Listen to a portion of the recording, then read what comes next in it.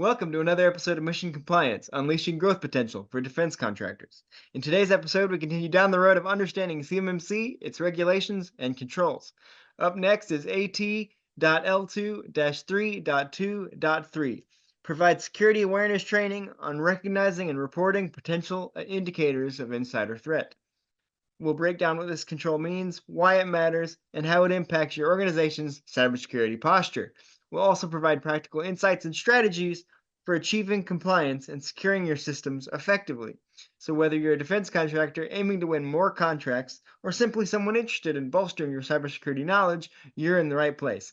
Show me the money!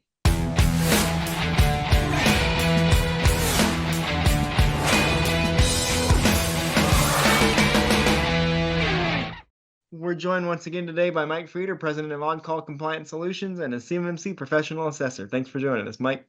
Hey, always a pleasure, Roman. So, Mike, today, after an increasingly lengthy first family control, we've already reached the end of the second control family, which it only has 3 controls in it as compared to the 22 that came before it. So we've reached the end of control family 2. So now we're starting to speed along here. This control family was all about awareness and training. So the previous 2 controls centered around everyone in an organization understanding their assigned duties. This last one is about using that training to spot indicators of insider threat. So with that being said, why is it important for employees to be able to recognize insider threats? Yeah, so really another extension on 3.2.2 and a phenomenal control, because the folks over at NIST clearly want us to understand that not only is training important, but specific dialed in training about security awareness and potential indicators of insider threat. So they're going a step further in what they're mandating here to say, look, it's not good enough to just do some information security related training. We specifically really want you to train on awareness and recognizing of potential indicators of insider threat. Now, why is this so important? It begins a recurring theme throughout NIST SP 800-171. And that recurring theme is securing your system isn't good enough.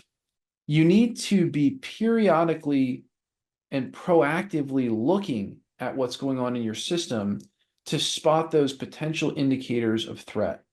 And interestingly, this one talks very specifically about insider threat. And why is insider threat so dangerous? Well, because insider threat is perhaps maybe the most potentially damaging kind of threat. The idea that you may have someone in your system or even in your company, that could be intentionally leaking and gaining access to information that they shouldn't be. Again, I don't have a specific circumstance in mind, but it is very clear, and there are legends that they're pulling spies out of our shipyards on a daily basis who are really foreign nationals who've gained access to things they shouldn't have. And it's just critical that companies understand that you may be some machine shop out in Missouri, who knows, or an environmental company, that's a multinational company. Security awareness on the idea of a potential indicator of an insider threat is serious stuff. If you see something, we have a policy here at On-Call. If you see something, you say something. It's it's nonstop. It's ever vigilant. And people really don't think about threats coming from the inside enough. Another form of recognizing potential indicators of insider threat may be that it's not the person doing something intentionally. It could be that someone's account has been compromised. I would tell you that in the last 24 hours, I probably received at least 6 emails from people where it is very clear that their account has been compromised, right? I'm getting an email from someone that I know who's a client or an employee, not an employee, fortunately, but, a client, and they're sending me something about, wanting a bid on this that's got nothing to do with my company, or that, hey, I want to talk to you about this, and it's got nothing to do with, anything. And it's like, very clearly their account has been compromised. So, Yeah, it's just something that the average person doesn't think is real, isn't looking out for, and NIST mandates that the idea of insider threat is something that is trained upon, and that even if there's something so little as a potential indication of an inside threat, that it's investigated quickly. And so I think that is definitely a mindset shift for the private sector. And I think that is probably why it got called out as its own control. Personally, I think you could probably integrate 3.2.3 with 3.2.2. I think you could probably blend those two together. But most importantly, I think it's just a good example of something so important, maybe something so outside of what the usual expectation would be, that they needed to put a dedicated control to it. So yeah, that's kind of a little bit about what this is about, and I think it's just a really critical control to be aware of. I mean, you're talking about how dangerous insider threats are. How many movies and TV shows have we seen that are like the calls coming from inside the house? Or you mean the suspect is a cop or works for the FBI? Like that's the scariest stuff when like you're trying to do something and whatever the threat is right there. And most of this stuff, most of this compliance stuff and can be boiled down to most of it anyway, can be boiled down to in a word, cybersecurity. And the whole point of cybersecurity is, hey, you might get hacked or hey, you might have this issue. And part of that is it could come from anywhere, including inside. So I think you're right. I think it is one of the most important ones that you could. But and I'll point out two examples that are so critical. Um, two of the largest intelligence leaks of our time. One of them is the Edward Snowden leak. That's an insider. That's an insider threat. Uh, Unbelievable what happened. I don't know how that guy is even still alive. What a mess. And then, the other one is the WikiLeaks guy that also somehow just got let free. Although, let me tell you, the punishment that guy served over the last 10, 20 years. Um, Both of those are situations where, insiders were leaking information that just shouldn't have gone out. It just shouldn't have. And, when you see an indicator or a potential indicator of that, it's got to be investigated. It has to be investigated. And it has to be taken very seriously. And I think that's for a private company that does not really exist within the gates of we're the military, security is always an issue. There's literally people standing watch when we walk on the base. Like that's not the mentality of your typical small to mid-sized business or even your large-sized business. Security is not up front for them. So this control attempts to make aware how critical this really is. Yeah, absolutely. So with that being said, and by the way, I don't know if you've seen the movie Snowden with Joseph Gordon-Levitt, but that was a good movie. I have not actually seen that movie, no. It's quite good. And Joseph Gordon-Levitt said that he studied that whole situation for a long time, and so he does a really good job with that. But with that being said, what are the key assessment points on this one? Yes. So, it's interesting. You can kind of tell where the folks over at NIST really put leverage, right? So, if you look at 3.2.2, the control before this, there's three assessment points. 3.2.3, the one on insider threat, really only has two. The first one is determine if potential indicators associated with insider threat are identified. In other words, have we figured out what it looks like to have an insider threat? And have we identified that? Um, and that's complex. There's nothing intuitive about that, right? Like we don't go around our businesses thinking about what it would look like to be attacked from the inside. Um, I'll share a personal story from many, many, many years ago. We had an insider threat, but it wasn't something that affected clients. We had a person who I trusted to run my operation when I was much, much younger, much, much smaller. And this person was trusted to run the operation and they were given a task which was, we want to have one of the best cultures and experiences working for on call as possible. And the first 3 or so years of this person they went well. Everything was good. We grew, people were happy, et cetera, low turnover.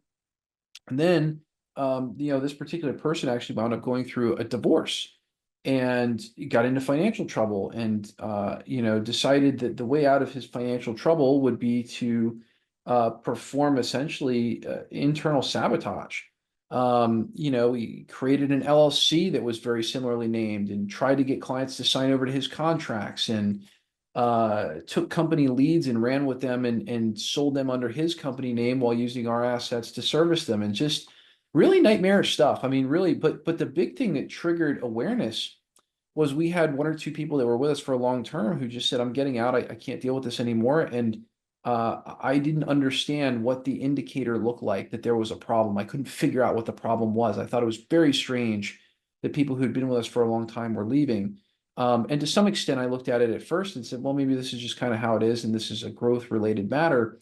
But finally, someone, identified the insider threat and explained what was really going on, that this person had created a toxic work environment. And then we started discovering all kinds of really goofy stuff. And we extracted that person within 18 hours. And it was very damaging to the business at the time. We lost our largest client. We had some reputational stuff to clean up in one of our local markets, and it was extraordinarily damaging. It was probably the most damaging thing that's ever happened to our company, and it was disappointing. I mean, more than anything else, it was extremely disappointing because it came from the inside, and it number one, the problem could have been solved if that person had just simply come to me and said, "I've got this problem, and can you help me solve it?" But that's never usually the way humans react. Mhm. It gave us a great platform to recognize a potential problem and greatly improve our company to what it is today.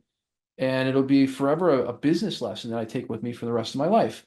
But nonetheless, if our team had been aware of what we've implemented as our rule, which is if you see something, say something, and if that rule had been in a written policy Mhm. and we'd had our people trained on it, that damage wouldn't have been done. But unfortunately it was, and it was again to this day, 21 years in business. Fortunately, we've had a very good track record. That was the worst situation that we'd ever had in business. And it was an insider threat. So one is, obviously train your people. But as far as this first assessment point, determine if potential indicators associated with insider threats are identified. You gotta identify that. So one is I think using personnel policies and again, we reflect back to our information security policy, which is, one of the lines that are in our policy is if an employee is making unusual or erratic decisions or actions, please report that to, your next highest supervisor. And if they are your supervisor, report that one tier above them so that we can gain awareness and find out what's going on. Another method of determining what these insider threats are or identifying them is using your SIEM solution, right? So SIEM solutions hopefully will come pre-programmed with a whole bunch of indicators, things like permission changes, things like new accounts being created, things like massive amounts of data being exfiltrated from a system or downloaded. Those are all things that very easily can be triggered by your SIEM solution or your security information management solution. And those will provide potential indicators associated with insider threats and should be monitored by your IT team. Long explanation to get to the answer to assessment point one. And the answer to assessment point two, determine if security awareness training on recognizing and reporting potential indicators of insider threat is provided to managers and employees. So again, are we providing that specific insider threat training? Remember, the DoD does provide that training to some degree, but you may really want to tailor it, create your own. I know we've done that here at OnCall, and we provide it to our virtual compliance officer clients in the form of very simple, easy to get through videos that you can drop into a learning management system. We can even tailor those programs to you. And again, we say all authorized users working with CUI are required to go through government provided or equivalent insider threat training. For our company, I'll tell you that we talk about insider threat training on a fairly frequent basis. We do that because we have a culture that was once virtually harmed and then rebuilt because of insider threat. So to us, this is very real. I think for many of my peers here who are CEOs or presidents or senior executives in companies, if you've been in any company for longer than 10 to 20 years, there will always be some toxic person who winds up creating an insider threat. Um, Particularly when it deals with CUI, that's even more dangerous. So, one of the other great things about this standard that I just absolutely love is it provides a tremendous platform for maturing your company. A lot of people have never been through compliance like this. They've never been through quality standard type stuff. And so if you've never been through that, it really will help you be a better company, almost to a surprising degree. So yeah, those are the assessment points. Those are kind of some really great answers and maybe even a little story or two from the on-call archives. Besides the obvious of if you don't get this right, there would be an insider threat. Are there any potential difficulties in enacting this one?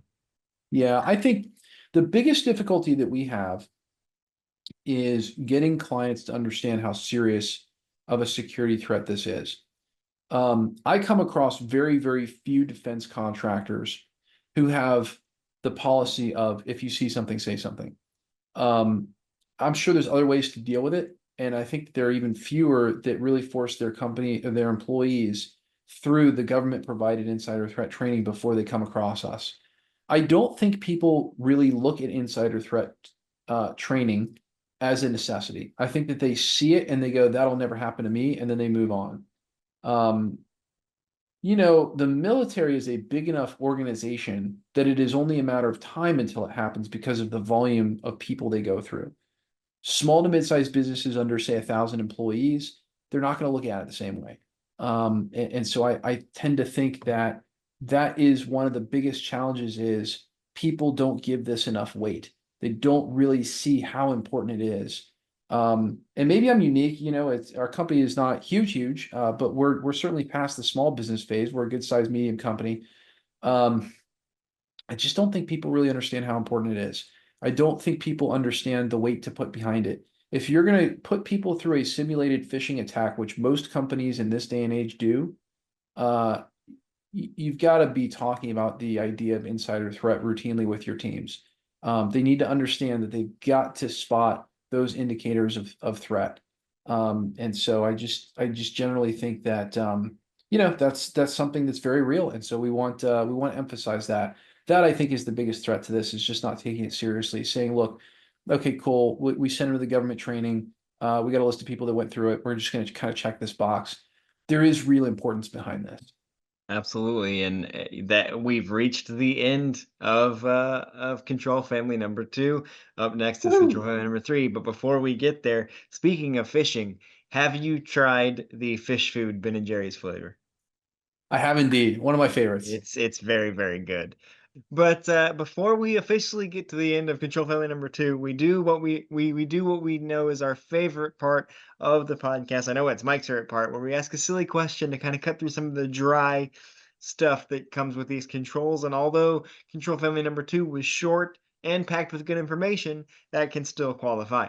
And I have to say, I do think this silly question is pretty good, if I do say so myself, and I do because I created it. Um, what if you taught your employees to recognize insider threats by playing a game of blindfolded freeze tag in the office? Because once one of your senses gets taken away, the others are heightened, which then would train the employee theoretically to be able to recognize things that they maybe would not have ever have recognized otherwise. What comes to mind, I like to sometimes act like a politician during these silly questions. If our audience hasn't noticed, sometimes I'll just completely divert the question. I think a better example is the board game Secret Hitler. I That's a think, good game. right? So Secret Hitler is the perfect game that you could play with your staff uh, to demonstrate insider threat. I think it's like I just, so you said blindfolded freeze tag. I think that'd be a mess. But and maybe I know it would. and maybe that's like not the best game to use to teach insider threat. However, there are great, great games for that. You know what another game is? Clue. Love Clue is a Clue. great Love game Clue. for teaching insider threat, right? And that's, the mentality that you play those games at is the exact mentality that you can teach your team to look at with insider threat, which is, if you see unusual behavior or you suspect a secret Hitler, then, call it out, right? Make the call. And it's always better to investigate a security related matter or sit an employee down. I'll give you, I'll tell you what, we've had employees in the past. Boy, if you employ a lot of people, you've been through stories like this. Mm-hmm. We've had, how can I even say this without like really grossly going out of what's appropriate? We've had employees that we'll just say have had some really strange behavior, right? Like termination worthy strange behavior. And upon recognizing that behavior, we immediately sit them down and we go, hey, what happened here? And is there a valid explanation for this, or do you just have to go?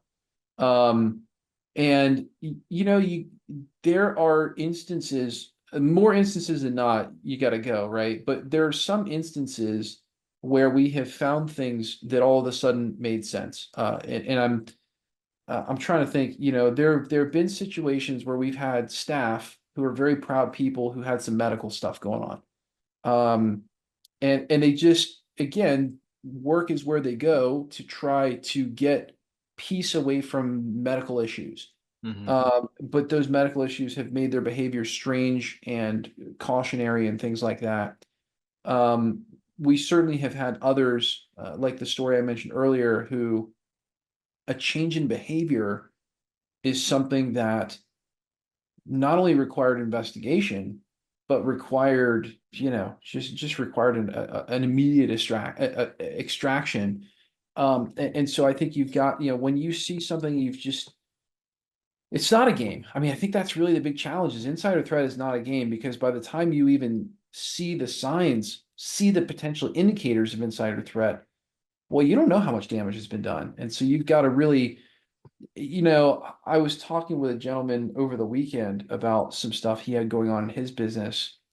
And again, I can't really give away too much, but basically, one of the things that we discussed was, well, when was the last time you fired somebody? Like, when was the last time that you thoroughly investigated some of this strange behavior that you're talking about? And if you don't like the behavior, you're going to get what there's a rule that I have in business and in my own personal life, right? You get what you tolerate. So, whatever it is you tolerate, that's what you're going to get. And it becomes extremely problematic when you decide to switch what you tolerate.